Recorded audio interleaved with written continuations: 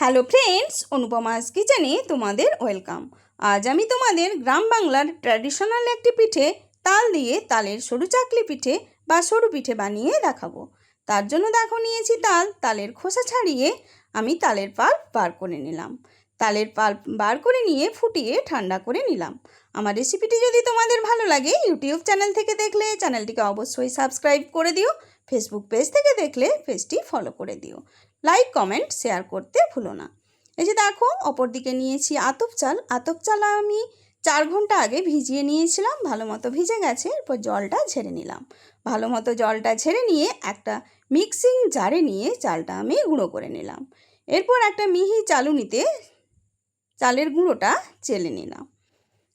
আমরা এভাবেই চাল গুঁড়ো করে এই পিঠেটা বানাই। বাজারের কেনা চালের গুঁড়ো দিয়ে হয় কি না আমার জানা নেই, যদি হয় কমেন্টে আমাকে অবশ্যই জানিও। অপরদিকে একটা ব্যাটার বানাবো, তার জন্য নিয়ে নিলাম গুঁড়ো করে রাখা চালের গুঁড়ো। তার মধ্যেই দিলাম পরিমাণ মতো নুন দিয়ে একটু মিক্সড করে নিয়ে দিয়ে দেব মেন ইনগ্রিডিয়েন্টস তালের পাল্প। এখানে তালের পাল্প পরিমাণ মতোই দিতে হয়, বেশি দিলে তাওয়া থেকে পিঠেগুলো সহজে উঠে আসে না, তাই পরিমাণ মতো তালের পাল্প তোমরা দিয়ে দিও। আর দিলাম নারকেল কোড়া। নারকেল কোড়া দিয়ে একটা পাতলা ব্যাটার আমি বানিয়ে নেব। অপরদিকে আলু কেটে একটা ব্রাশ বানিয়ে নিলাম।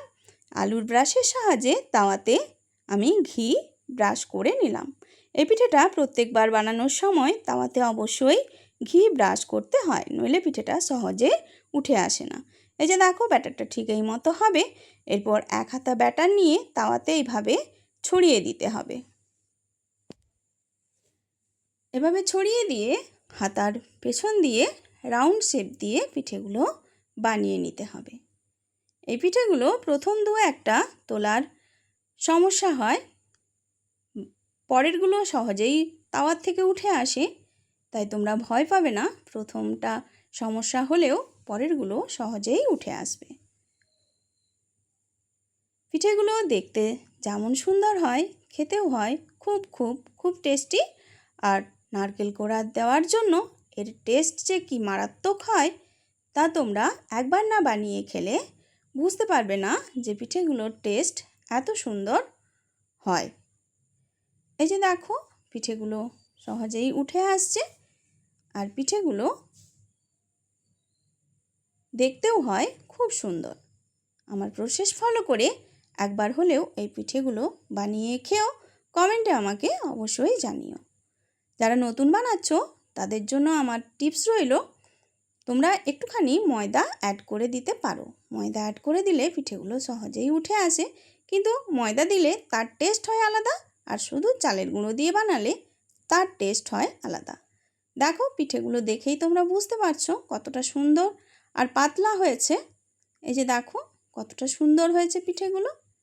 এভাবে তোমরা বানিয়ে খেও। আর এই পিঠেগুলোর আরেকটা নাম দেওয়া যেতে পারে, তা হলো তালের রুমালি রুটি। রুমালের মতো ভাঁজ করে রাখা হয় বলে একে রুমালি রুটিও বলা যেতে পারে। আমার প্রসেস ফলো করে একবার হলেও এই পিঠেটা বানিয়ে খেও, কমেন্টে আমাকে অবশ্যই জানিও। আর আমার রেসিপিটি দেখার জন্য অনেক অনেক থ্যাংক ইউ।